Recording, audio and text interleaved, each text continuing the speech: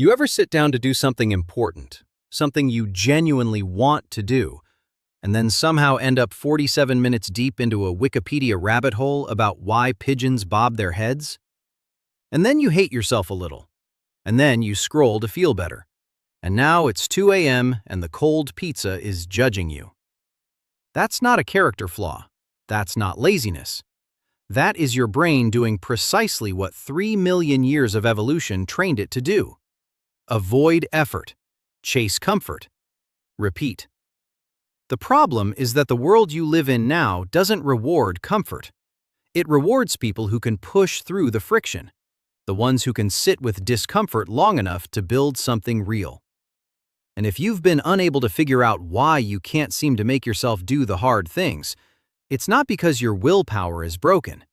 It's because you've been using the wrong system entirely. Here's what nobody tells you. Your brain has a built-in threat detector called the amygdala, your ancient alarm system, and it cannot tell the difference between a deadline and a lion. Hard tasks, unfamiliar tasks, anything that feels uncertain or uncomfortable triggers the exact same stress response as physical danger. So your brain doesn't go, "Let's focus." It goes, "Let's escape." This is why forcing yourself never works for long. You can white-knuckle your way through resistance for about 2 minutes before the brain's survival programming overrides your good intentions. You're not weak. You're just fighting biology with willpower, and biology always wins that fight. Once you understand that resistance isn't a personality flaw, but a misfiring protection system, you can stop trying to overpower it and start learning to redirect it. That's exactly what the Lotus method teaches. Today, I'm going to walk you through 5 steps that will rewire how your brain responds to hard things. Not by motivating you more, but by removing the friction before your brain even recognizes it as a threat. Dr. Andrew Huberman at Stanford has described the brain's resistance cycle as predictable and interruptible. These 5 steps are that interruption. But here's what I need you to do. Stay until step 5, because step 5 is the one most people scroll past. It looks too simple to matter, but it is the only step that makes the other 4 permanently stick. If you miss it, you'll be back to the same loop in a week. So stay with me. Step 1 of 5.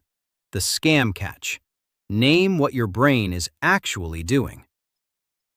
Your brain is a con artist.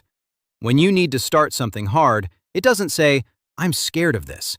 It says, "Let's just clean the kitchen first," or "One more episode for inspiration," or "I work better when I research everything first." It manufactures believable excuses so fast you accept them as reality before you've even noticed the trick. Here's the first step. Catch it in real time. The moment you notice yourself pivoting away from the hard thing, pause. Say it out loud or in your head. "That's avoidance. I see it." That's the whole step. 10 seconds. That's it. Why it works.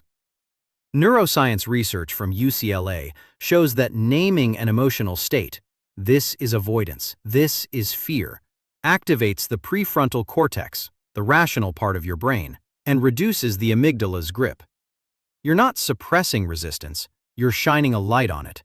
And resistance only has power in the dark. The moment you name it, it shrinks. Step 2 of 5. The gateway task. Make the start impossibly small. Your amygdala flags big tasks as threats, but it has a blind spot. Small tasks fly completely under its radar. This is the exploit. Your job is not to start the project. Your job is to open the document, not to work out for 30 minutes, just to put on your shoes. Not to write the whole thing, just to write the title. This is the gateway task. One micro-action so small, your brain registers it as safe. Do the gateway task right now, in the next 20 seconds, without thinking further ahead than that single step. Because once you start, your brain releases dopamine, the progress chemical, and that dopamine literally makes continuing feel better than stopping. Think of it like trying to move a parked car. The first push is the hardest. The car barely moves, but once it's rolling, one finger keeps it going. The gateway task is that first push. The roll does the rest. Step 3 of 5. The stillness interval. Let the mud settle. Imagine trying to see clearly through muddy water. The harder you stir it, the less you see. The moment you stop stirring and wait, the mud settles. The water clears on its own. That's what your overloaded, notification-saturated brain looks like right now. And stirring it harder with more pressure, more urgency, more self-criticism makes visibility worse, not better. The third step is 5 to 10 minutes of intentional stillness each day. No phone, no podcast, no input.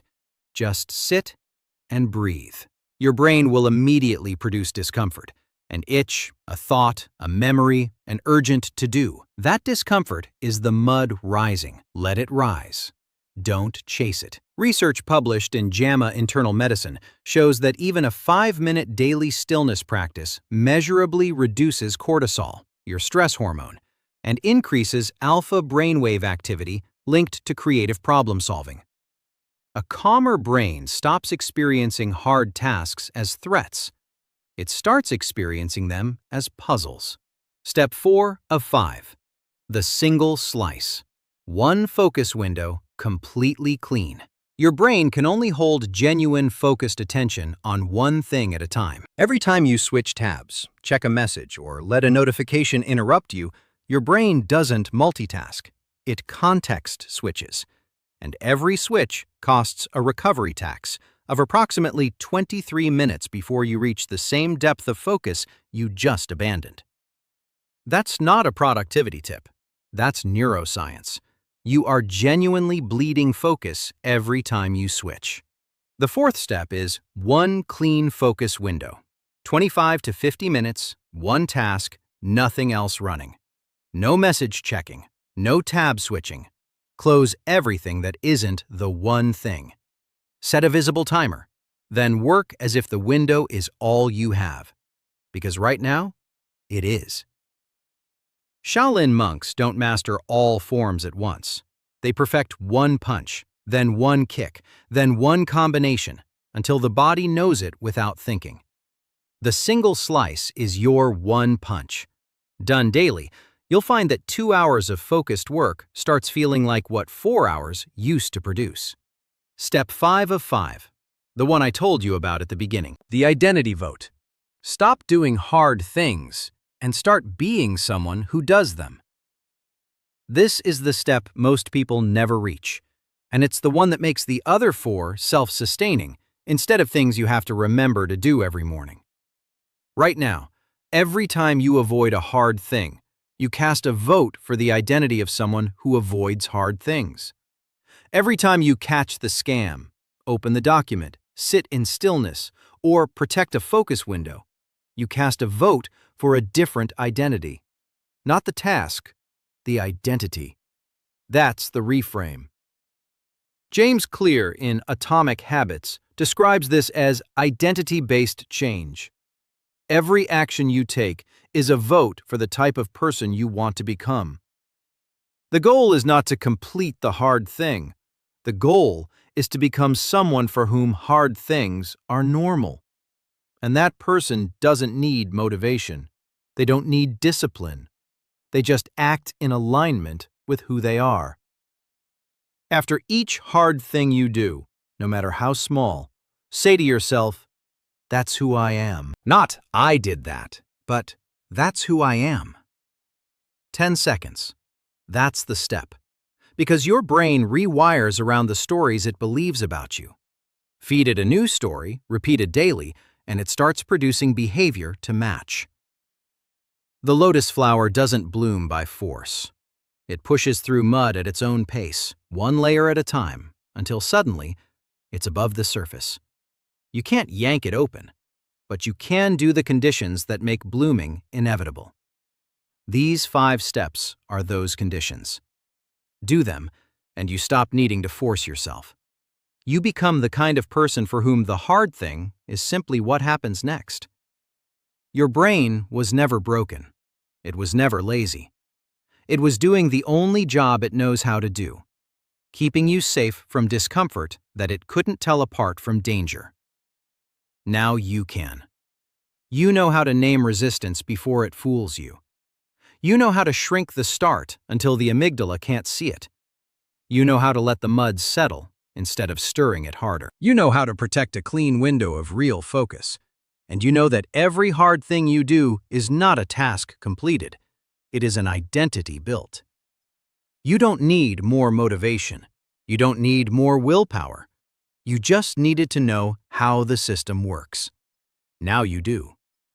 So the question is no longer whether you can do hard things. The question is, which hard thing are you doing today? Drop the one hard thing you're starting today in the comments. Not planning to start? Starting. Write it down. Your brain takes public commitment seriously. It's one more vote for who you're becoming. And share this with someone who keeps telling themselves they're lazy. They're not. They just never learned the system.